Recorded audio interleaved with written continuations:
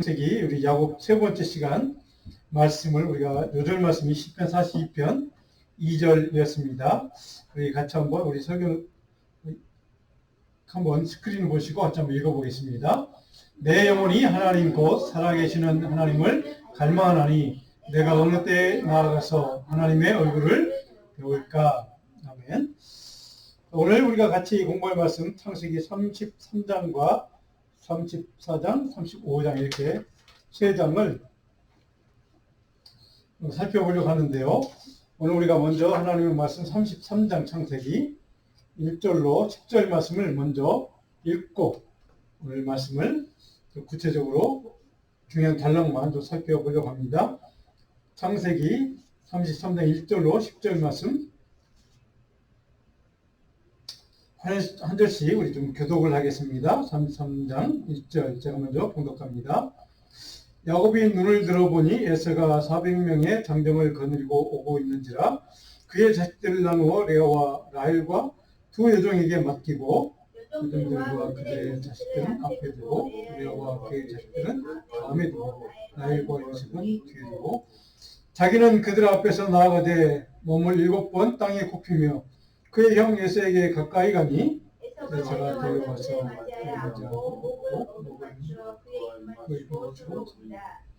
에서가 눈을 들어 여인들과 자식들을 보고 묻되 너와 함께한 이들은 누구냐? 야곱이 이르되 하나님이 주의 종에게 은혜로 주신 자식들이니이다. 그때 여종들이 그의 자식들과 더불어 나와 절하고 레아도 그의 자식들과 더불어 나와 절하고 그의 요셉이 라헬과 더불어 나와 절하니 에서가 모든 야곱이 이때 내 주께 은혜를 입으리이다. 에서가 이르되 내 동생아 내게 있는 것이 족하니 내 소유는 내게 두라. 야곱이 이르되 그렇지 아니니이다. 내가 형님의 눈앞에서 은혜를 입었으며 청하건대 선생의 눈물을 내가 형님의 얼굴을 본즉 형님의 얼굴을 본 것 같으며 형님도 나를 기뻐하십니다.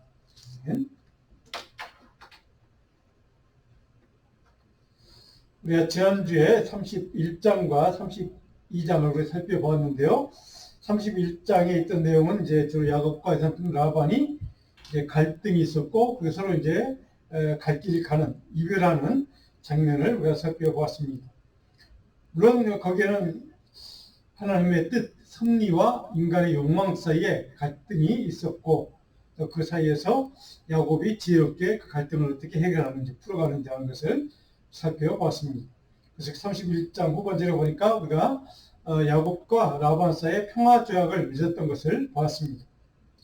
야곱이 에서와 함께 이 갈등을 해소하고 또 재회를 이제 준비하는 과정을 우리가 지난 32장을 통해서 쭉 살펴보았습니다. 형 에서 자기를 죽이려고 했던 그 에서와 어떻게 이 형과의 갈등 문제를 해결할 것인가, 그 모든 것을 준비하는 야곱의 영적인 태도, 이런 것들을 우리가 지난주에 살펴보았습니다. 자, 그러면 오늘 이제 33장으로 넘어가면요. 오늘 본문에 여러분들이 아마 몇 구절만 좀 중요한 구절만 살펴보려고 하는데요. 1절로 20절까지 33장 내용은 야곱과 에서가 이제 재회하는 장면, 우리가 잘 아는 장면 아닙니까? 그 재회 과정을 통해서 야곱이 깨달은, 야곱이 우리에게 가르쳐주는 영적인 교훈 한 가지가 있습니다. 그래서 오늘 환난 중에 경험한 하나님의 은혜를 야곱은 고백하는 모습을 우리에게 가르쳐주고 있습니다. 오늘 33장 1절을 보니까 야곱이 지금 형 에서를 고향 땅을 향해서 찾아가는데 그 첫 번째 만난 상황이 뭡니까? 형 에서가 400명이나 되는 장정, 장정이지만 군사들에게, 군인들을 거느리고 지금 자기 동생이 오는 그 길로 지금 뭐 좋은 마음은 아니었겠죠. 이때까지만 지금 동생을 향해서 나오는 그런 장면이 1절에 시작이 되고 있습니다. 자, 야곱에게는 위기 상황이죠. 굉장히 위급한 그런 절체절명의 상황이기도 합니다. 그리고 이전 20년 전에 자기를 죽이려고 했던 형 에서가 장자권을 뺏었다는 이유 때문에 그것 때문에 이제 형이 아직까지 20년이나 세월이 흘렀지만 여전히 형은 나에 대해서 안 좋은 감정을 갖고 있고 나를 죽이려고 하는가 보다 라는 생각으로 두려워했을 것입니다. 염려했을 것입니다. 그 위기 앞에서 야곱이 보이는 태도가 중요합니다. 오늘 33장 3절로 12절에 보니까 야곱이 어떤 마음인가 어떤 영성으로 그 형 에서의 갈등 문제를 해결하려고 노력했는가 하는 것을 우리는 배울 수가 있습니다. 3절에 보니까 야곱이 첫 번째 형 에서를 보자마자 보여준 행동 하나가 있습니다. 몸을 7번 땅에 굽혔다. 7번씩이나 땅에 그 형 앞에서 그냥 굽혀서 그냥 엎드려서 절을 했다는 뜻입니다. 그리고 형 에서에게 가까이 갔다. 7번씩이나 땅에 굽히면서 형에게 인사를 했겠죠. 물론 잘 봐달라는, 용서해달라는 의미의 인사였을 것입니다. 그리고 난 다음에 형에게 이제 나아갑니다. 그런데 사진을 보니까 그 모습을 바라봤던 에서의 태도가 어떻습니까? 에서가 달려와서 그를 맞아요 안고 목을 어긋나 맞추어서 그 이제 키스를 하면서 형제간에 이제 서로 부둥켜 안고 이제 안부를 묻고 뭐 이런 이제 장면이었겠죠.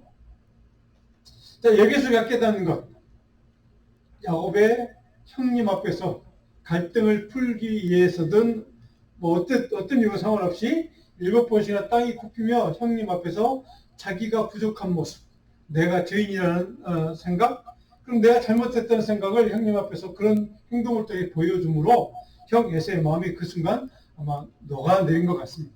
아, 제가 자기 잘못을 알고 있구나. 나에게 용서를 구하는구나. 아마 그런 의도를 이제 에서가 아마 깨달았겠죠. 그러고 나서 5절에 보니까 에서가 눈을 들어 여인들과 자식들을 보고 물론 알겠죠. 내 동생의 뭐 부인들, 뭐 자식들이구나 뭐 알겠죠. 그래서 5절에 보니까 세상 도대체 누구야? 라고 질문했더니 야곱이 대답한 형에 대한 대답의 내용을 우리 좀 주목해 봐야 합니다. 5절에 보니까 하나님이 주의 종에게 은혜로 주신 자식들입니다. 하나님이 내게 내 주의 종이라고 표현합니다. 형님 앞에서 자기를 굉장히 겸손히 낮추는 용어를 사용하고 있습니다. 그런데 그 다음 단어가 하나님이 은혜로 주신 자식들. 여기에 은혜라는 단어가 지금 오늘 이 본문에 여러 차례 등장합니다. 바로 야곱은 고향 땅을 떠나서 하란 땅 외삼촌 라반의 집에 한 20년 동안 머물렀던 그 시간이 그에게는 물론 아내들도 없고 자식들도 어렸기 때문에 뭐 기쁨도 있었을 것입니다. 그러나 외삼촌 라반과의 갈등, 라반이 호시탐탐 자기 재산을 누리고 자기를 빈털터로 내보내려고 했던 그런 태도들, 뭐 그런 것들 때문에 굉장히 고통스러웠을 것입니다. 그 20년의 시간은 야곱에게는 결코 기쁨만 있지는 않았을 것입니다. 거기는 고난의 시간이고 환난의 시간이고 그리고 굉장히 고통스러운 지경이었을 것입니다. 4명의 아내들, 또 자식들, 또 많은 재물을 소유한 부를 소유한 그러한 부자였지만 그럼에도 한 개인의 삶으로 보면 야곱의 인생은 참 굉장히 20년의 시간이 큰 고통의 시간이었겠구나. 우리는 알 수가 있습니다. 자, 그런데 오늘 본문에 보면 그럼에도 불구하고 야곱의 시각에서 야곱의 관점에서 보면 그 지나왔던 20년의 타향살이 나그네 서름의 그 시간들을 과거의 시간들을 그는 이렇게 고백하는 하나님이 내게 은혜를 주신 시간이다. 내게 하나님이 은혜로 채워주신 시간. 하나님이 내 삶의 지경을 지켜주시고 인도하셨던 축복의 시간이었습니다라고 형에게 이렇게 믿음으로 고백하고 지금 간증하는 모습입니다. 하나님이 자신에게 은혜를 베풀어 주신 시간이 바로 20년의 시간이었고 그래서 그 20년의 시간은 하나님의 도우심과 인도하심과 축복하심의 은혜의 시간이었습니다. 야곱은 영적인 시각과 관점에서 20년의 그 시간을 이렇게 해석해서 형에게 지금 증거하는 겁니다. 하나님이 나를 도와주셨고 함께 해주셔서 은혜의 시간이 되었습니다. 형 입장에서는 내가 그렇게 너를 죽이려 쫓기다시피 도망가다시피 해서 그 땅에 갔던 것이 아마 마음의 속에 좀 미안함도 있었을 것입니다. 그래서 아마 그 20년이 참 고통스러웠을 것이라고 생각했을 것입니다. 그런데 당사자인 야곱은 그 시간이 하나님이 은혜로 채워주신 시간이었습니다. 이렇게 간증하는 겁니다. 이것은 그만큼 야곱의 신앙이 성숙하고 깊어지는 것을 우리는 그 20년의 고난을 통해서 그의 신앙이 이렇게 깊어졌다는 것을 우리는 깨닫게 됩니다. 자, 여러분, 저와 여러분의 인생에도 이런 신앙의 성숙과 깊이가 있기를 간절히 소원합니다. 우리 인생 가운데 물론 환난과 어려움과 고난의 시간들이 있습니다. 그럼에도 불구하고 그런 시간들이 하나님의 은혜를 주신 시간이었습니다. 내 인생 가운데 가장 하나님의 크신 긍휼을 경험하는 복된 시간이었습니다라고 고백하는 그런 믿음의 성숙이 우리 모두에 있기를 간절히 소원합니다. 자, 그런 믿음을 고백했던 야곱이 계속해서 그의 신앙이 어떤 신앙인가를 밝혀주는, 증거해주는 구절들이 계속 등장합니다. 8절 보니까 에스카, 그러면 내가 만난, 네가 나한테 보낸 이 짐승들, 잔뜩 나에게 보낸 선물들, 이건 도대체 뭐야? 물론 야곱은 형 에서의 마음을 녹이기 위해서 선물 물량공세로 선물을 잔뜩 싸서 보냈죠, 먼저. 그때 도대체 이거 왜 보냈니? 그때 야곱이 8절의 마지막에 또 동일한 단어, 내 주께 은혜를 입고 싶다. 형님의 자비를 내가 받고 싶었어. 하나님의 은혜를, 나는 그렇게 은혜로 살아왔지만 지금 이 순간 형님의 긍휼을 내가 받기를 원합니다. 형님이 나를 용서해 주시는 은혜를, 긍휼을 내가 지금 받기를 원합니다. 라고 이런 의도로 보냈습니다. 라고 솔직하게 지금 고백을 하죠. 10절에 보니까 그래서 야곱이 이르되 내가 형님의 눈앞에 은혜를 입었으면 이것 좀 꼭 받아주십시오. 물론 에서는 나도 재산이 있을 만큼 있어. 안 받아도 돼. 라고 했지만 야곱은 강권에서 요청합니다. 형님 꼭 이거 받아주십시오. 그래야 자기가 형님이 나를 용서했다는 것을 아마 받을 것이라고 아마 생각했기 때문에 그렇게 강권적으로 요청했던 것 같습니다. 그런데 11절에 보면 다시 한번 야곱이 이렇게 고백합니다. 하나님이 내게 은혜를 베푸셨고, 과거형입니다. 이미 내 인생 가운데 지나온 20년 동안 형님은 나를 쫓아냈다고 생각해서 내가 고통의 시간, 환난의 시간을 살아왔다고 아마 그렇게 마음속에 미안함이 있을 것이지만, 그러나 실상은 제 인생 20년 지나온 세월은 이방인 삶은 바로 하나님의 은혜를 누리는 시간이었습니다라고 다시 한번 형에게 이렇게 간증하는 것, 고백하는 것을 우리가 보게 됩니다. 경수는 바로 이렇게 야곱의 신앙을 성숙하게 만들었던 그 20년의 세월이 환난과 고난의 시간이 아니라 하나님의 은혜와 축복을 누리는 시간이었다고 고백할 만큼 야곱은 견고한, 겸손한 오직 하나님의 은혜와 긍휼만을 의지했던 그런 믿음의 삶이었던 것을, 그렇게 성숙한 믿음의 모습을 지금까지 이렇게 갖고 왔던 것을 우리는 여기서 보게 됩니다. 바로 그런 믿음으로 고백하고 간증하고 그런 믿음의 삶을 살아왔던 야곱에게 하나님이 우리가 지난 시간 살펴봤던 것처럼 두 가지 단어를 또 제가 말씀을 드렸죠. 하나님이 그 삶 가운데 동의해 주실 뿐만 아니라 미스바의 축복, 하나님이 늘 그를 지켜봐 주신, 보호해 주신 은혜가 있었고, 그 이름을 이스라엘로 바꿔주신 하나님이 그의 삶 가운데 어떤 사단의 교교와 시험과 유혹과 환난을 경험한다 할지라도 하나님이 지키시고 보호하기 위해서 바로 그 모든 것들과 그를 위해서 싸워주신 바로 그 하나님인 것을 고백했던 이스라엘, 바로 그 은혜를 베푸셨던 것을 바로 야곱은 경험했고 인정했고 지금 여기서 형님 앞에서 고백하고 간증하고 있습니다. 우리가 잘 아는 것처럼 야곱이 처음부터 그런 인물은 아니었습니다. 그는 교만스러운 탐욕스러운 욕망이 있는 사람이었고, 그래서 어머니와 공모해서 형이 받아야 될 장자의 축복권을 이제 아버지를 속여서 그것을 받아냈죠.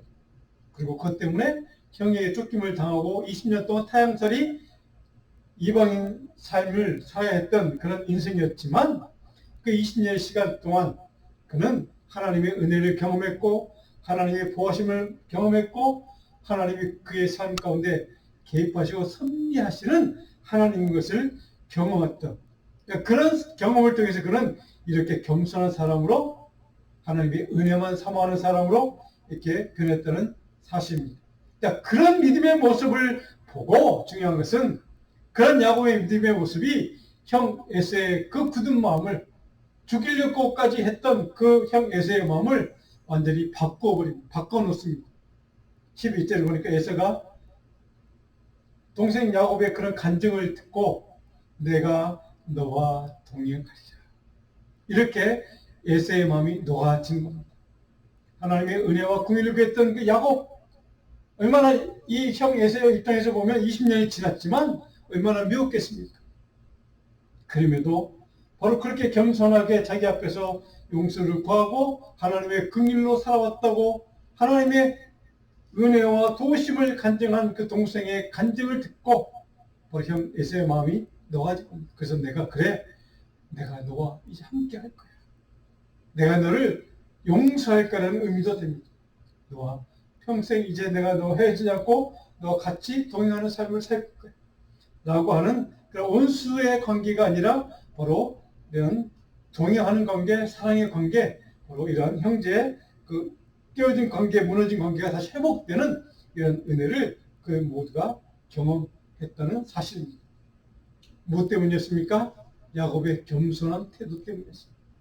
바로 이 겸손한 태도가 바로 형 에서의 갈등의 문제를 해결하는 돌파구가 되었다는 사실입니다. 물론 그 겸손은 바로 하나님이 그를 찾아와 주시고 만나서 그가 경험했던 하나님의 은혜와 도움과 긍휼의 은총 때문에 그가 그렇게 영적으로 변화되었고 깊어졌고, 그래서 그 변화된 인격 때문에 형 에서도 이렇게 변화시킨 사실을 우리는 보게 됩니다.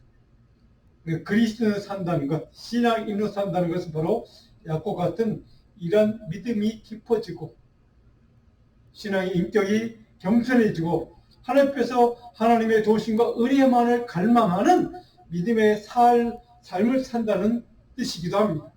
그런 삶을 사는 사람에게 하나님께서는 갈등하는 사람일지라도 그 관계를 변화시켜서 화해로, 사랑의 관계로 이렇게 변화시켜주는 역사를 하나님께서 이렇게 일으켜주신다는 사실을 우리는 여기서 배우게 됩니다.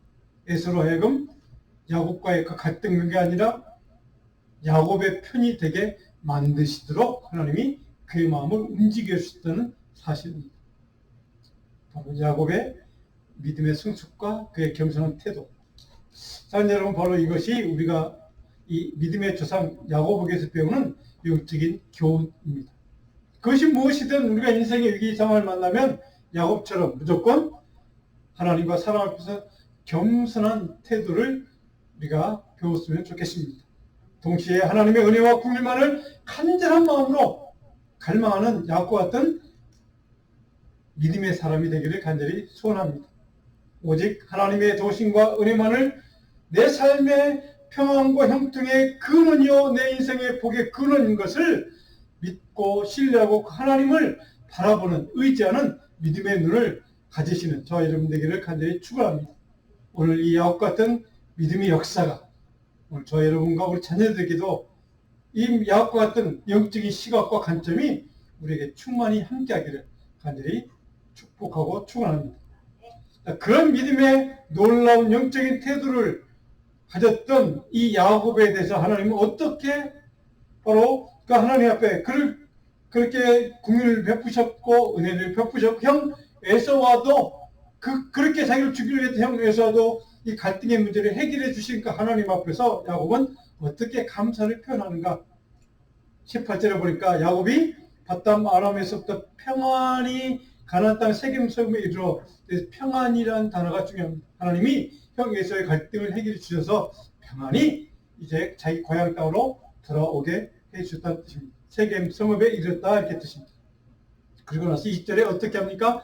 거기에 제단을 쌓고 그 이름을 엘로헤 이스라엘, 이렇게 그 땅 이름을 이렇게 명명하게 됩니다. 엘로헤 이스라엘, 이스라엘이라는 말 우리가 지난번에 살펴본 것처럼 하나님 그를 위해서 대신 싸워주신다는 뜻입니다. 근데 엘이라는 말은 하나님이라는 뜻입니다. 근데 엘로헤라고 했습니다. 엘로힘, 로 하나님이라는 뜻입니다. 하나님을 지금 강조해서 두 번 반복해서 그 하나님, 능력의 하나님, 이스라엘까지 하면 세 번씩이나 하나님을 강조하면서 그 하나님께서 얼마나 하나님의 은혜가 크고 감사했으면 바로 야곱은 바로 여기서 엘로헤 이스라엘, 그 거룩하고 존귀하신 능력이 많으신 하나님께서, 창조주 여호와 하나님께서 나를 위해서 싸워주셔서, 나를 지켜주셔서, 나를 인도해 주셔서, 나에게 긍휼을 베풀어 주셔서 내 여기까지 형 에서의 갈등도 해결해 주셨고 여기까지 내 삶을 복을 주셨다, 싸워주셨다 라고 하는 감사의 예배 재단을 쌓았던 것을 우리는 보게 됩니다. 자, 여러분, 저와 여러분 인생이, 우리 인생의 마지막 순간 하나님 부르시기 전에 이런 믿음의 간증과 고백을 하고 주님 앞에 갔으면 좋겠습니다. 엘로헤 이스라엘, 하나님의 그 거룩의 능력과 은혜가 내 지금까지 평생의 삶을 지켜주셨고 보여주셨고 은혜를 베풀어 주셨고 내 삶의 모든 사단의 교육과 사단의 모든 유혹을 시험을 막아주셨고 내 인생을 힘들게 했던 모든 환난과 고통의 순간에도 나를 하나님께서 보여주신, 싸워주신 하나님, 그 하나님 앞에 내가 감사합니다, 찬양합니다. 그 찬양을 고백하고 하나님 나라 부르시는 그 자리에 나아갈 수 있는 정말 복받은 저와 여러분 인생 되기를 축원합니다.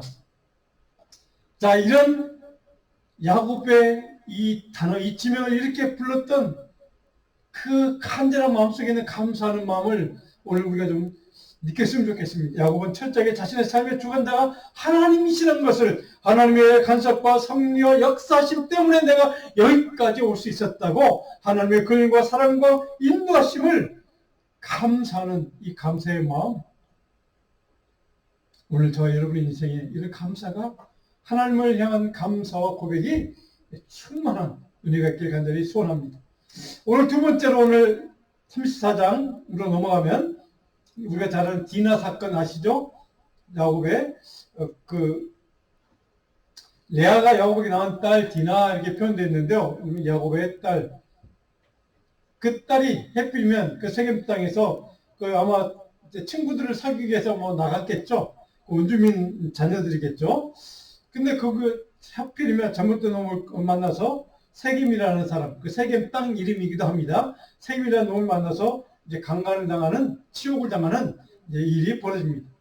근데 그 소식을 들은 그 오빠들, 야곱의 아들들이 이제 그것을 분노하죠. 그리고 싸우게 됩니다. 세겜의 그 아들과 그 아버지까지 다. 이제 우리가 잘 알지 않습니까? 너희들 우리와 화친하려면 우리 누이 동생 디나를 데려가고 싶으면, 아내로 맡고 싶으면 너희들 우리처럼 할례를 받아. 그럼 우리가 형제로 인정해 줄게. 내 동생, 누이 동생 디나도 세겜 너에게 아내로 줄게. 이렇게 속여서 이제 할례를 받게 만들고, 그 할례를 받은 그들을 공격해서 다 물질이고 다 죽여버리죠.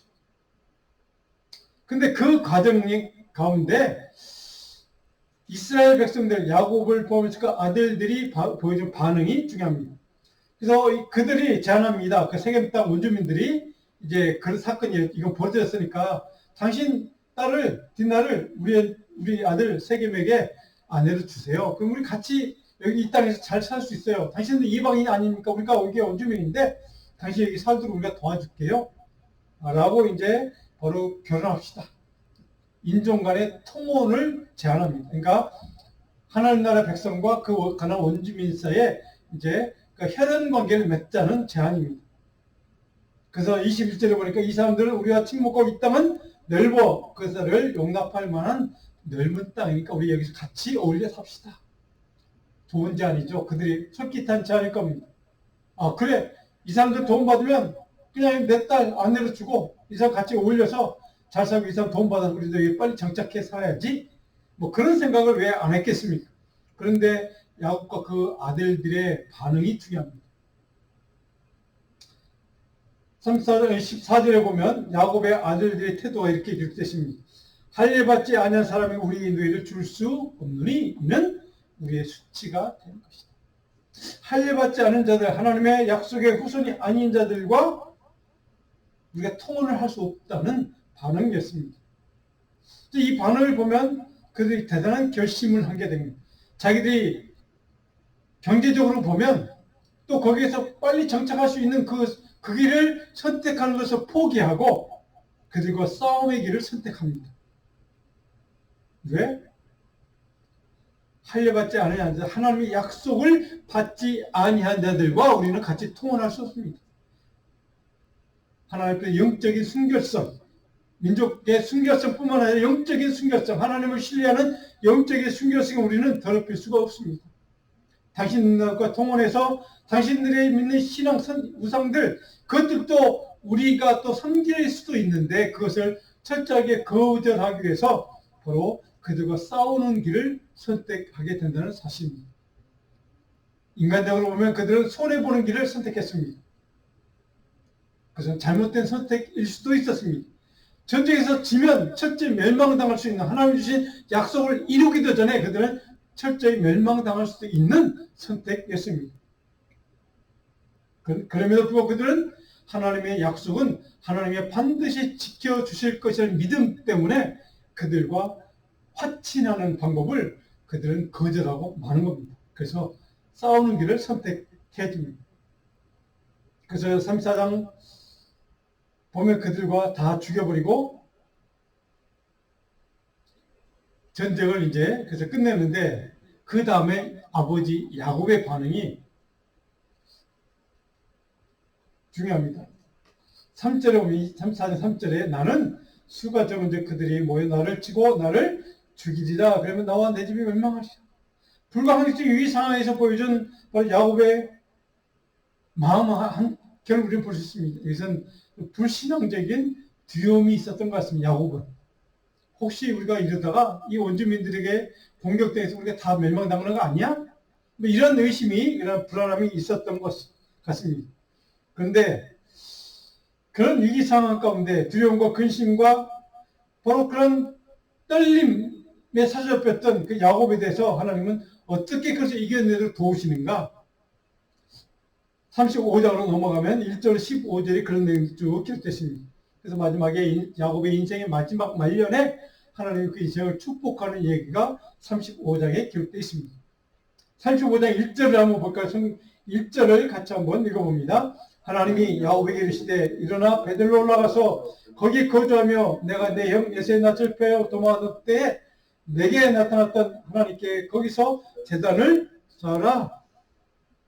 그리고 2절에 보면 야곱이 너희 중에 있는 이방 신당들을 버리고 자신을 정결하게 하고 너희들의 의복을 받고 입으라.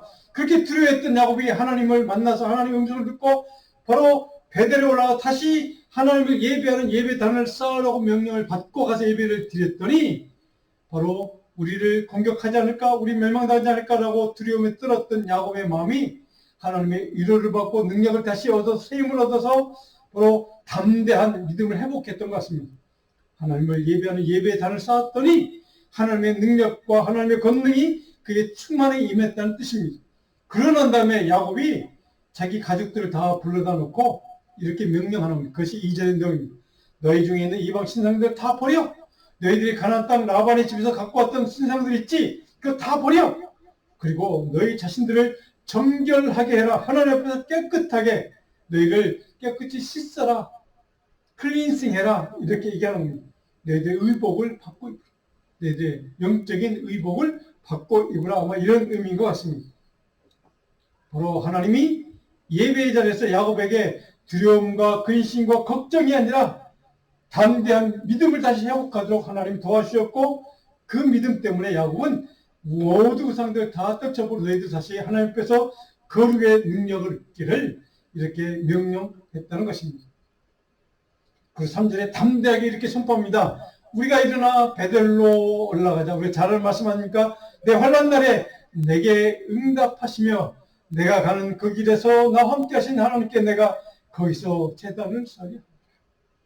환난 날에 나에게 은혜 주셨고 나에게 긍휼을 베풀어 주셨고 나를 보여주셨던 그 하나님 앞에 나를 그 환난 중에 나를 지켜주셨던 그 하나님의 은혜 앞에 내가 다시 감사의 예배의 단을 쌓을 것이다. 하나님을 찬양하고 찬미하며 하나님을 경배하는 예배를 쌓을 것이다. 그 예배단을 통해서 하나님이 내게 새로운 능력과 힘과 권능을 부어주실 것이다. 아멘. 바로 이 하나님을 그는 여기서 만나게 됐다. 그것이 어디입니까? 베델. 그리고 그 베델의 지명을 후에 나오지만 그것을 엘 베델이라고 바꾸어서 이렇게 부릅니다. 고난의 때, 환난의 때, 어려운 때 하나님의 은혜를 간절히 갈망하고 소원했더니 하나님을 나를 버려두지 않고 포기하지 않고 내 삶의 자리에 들어와서 내 삶의 중심에 들어와서 하나님의 영적인 능력으로 나를 붙잡아 주셨고 붙들어 주셨고 나를 보호해 주셨고 하나님께서 나의 모든 시험과 환난과 사단의 유혹을 위해서 나를 싸워 주셨고 나를 지키기 위해서 나를 위해서 내 영혼을 위해서 내 믿음을 지키도록 주님께서 친히 싸워 주셨고 하나님이 주시는 은혜와 긍휼을 내게 풍성하게 베풀어 주셨습니다. 바로 이것을 너희가 다 알기를 원합니다. 바로 이것이 야곱의 그 인생의 마지막 때 하나님께 드렸던 고백, 간증입니다. 하나님에 대한 신뢰와 의지하는 믿음을 회복하기를 그 모든 자식들과 남아있는 가족들에게 지금 마지막으로 간증하며 당부하고 있는 야곱의 마지막 유언과 같은 말씀이랍니다. 인생의 가장 환난과 어려움과 고통의 순간에 찾아왔던 자기를 만나주셨던 자기를 지켜주셨던 하나님을 다시 그는 의지하는 그 인생의 마지막 순간에 그 하나님의 은혜와 능력을 다시 회복하기 위해서 우리 가족 가운데 모든 형태 그것이 어떤 형태든 모든 우상과 신상들을 다 없애버리라고 명령함으로 해서 그는 자기 가족 모두에게 하나님께서 거기에 능력을 회복하기를 믿음을 회복하기를 하나님의 긍휼과 은혜를 다시 순결한 하나님 앞에서 믿음을 회복하기를 다시 간절히 가족들에게 당부했던 이 당부 오늘 저와 여러분들에게 주시는 하나님의 교훈입니다. 바라기는 저와 여러분들에게 또 우리 자녀들에게 우리가 남길 마지막 메시지가 있다면 하나님 앞에 거룩의 능력 오직 하나님의 은혜와 긍휼과 도우심만을 의지하는 참된 신실한 영적인 거룩성과 순결성을 회복하는 믿음의 삶을 우리 자녀들에게 살 수 있도록 당부하고 하나님 나라에 가는 우리 부모가 믿음의 부모가 되기를 간절히 축원하고 축복합니다. 그랬더니 그렇게 고백했더니 하나님이 그를 어떻게 도우신가 35장 5절에 그들이 떠났으나 하나님의 그 사면 고울들로 크게 두려워하게 하셨으므로 야곱의 아들들을 추격하는 자가 없었더라. 하나님이 끝까지 이렇게 그를 보호해 주셨다는 겁니다. 그를 위해서 이렇게 싸워주셨다는 겁니다. 크게 그를 공격하려고 했던 세력들이 두려워하도록 하나님이 이렇게 역사하셨다는 뜻입니다. 저와 여러분 인생에도 이런 일이 있기를 간절히 축원합니다.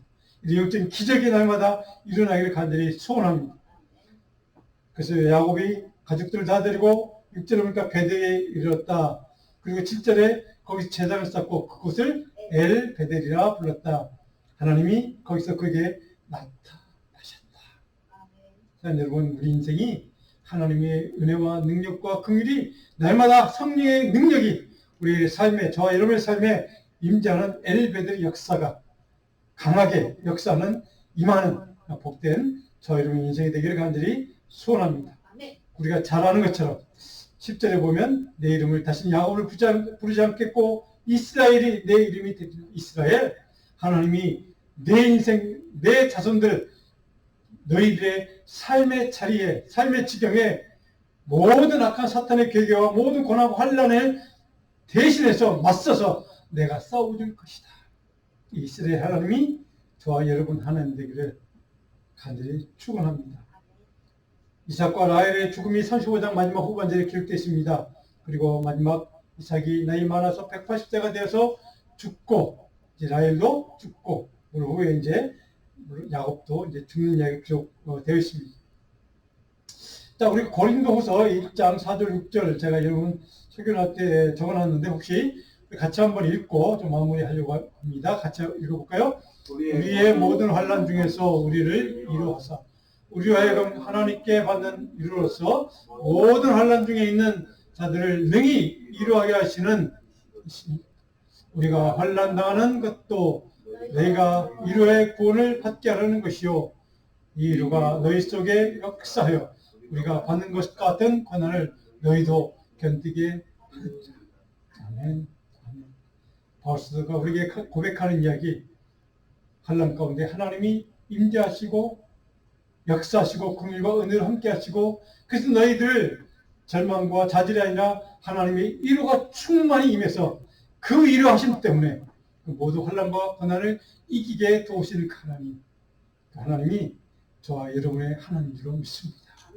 하나님을 감사하고 이 시간 같이 감사하고 믿음으로 고백하며 주님 앞에 나아가게 하길 소원합니다. 기도하겠습니다.